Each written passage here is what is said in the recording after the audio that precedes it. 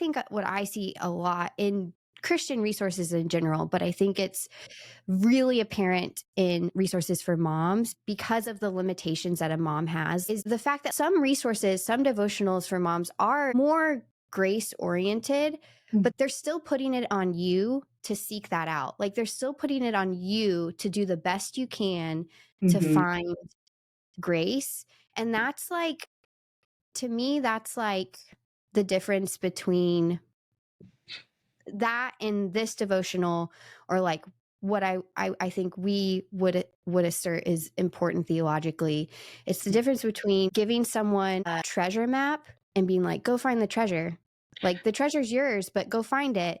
Yeah. And just giving them the treasure, like just give it to them, Mm-hmm. especially for moms who have no time. Stop Mm-hmm. telling them to make time for devotionals or to do their best with the time they have and the interruptions that are going to come. Like just actually give them the encouragement that they need. You have got to assume that moms are tired and they're overwhelmed and they have been the only script playing in their head is law, and what Mm-hmm. they need in that moment, like let's just assume that. And so what they need in that moment is not more to do. They need the gospel. And I think you do that really well in this devotional. You're Mm-hmm. not giving people a treasure map. You're just giving them the treasure. So I love that illustration. Are we giving them a treasure map or a treasure? That's fantastic. Um, I was gonna say too, as you were talking, you used the word limitation, and that was one of the things that rose to the surface of themes I saw as people submitted their contributions. hmm, When I asked people to write, I said, these are some examples, but I really want it to come from your experience from motherhood.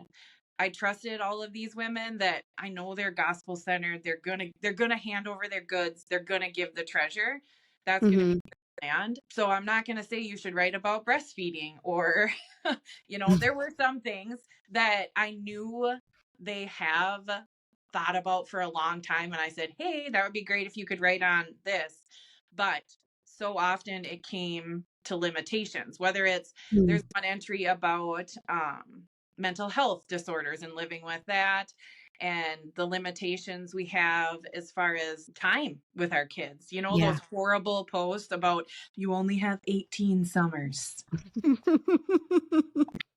Yeah. Mm-hmm. Yeah, I Uh, know them. so, which make me so excited and cringe at the same time, right? Yeah.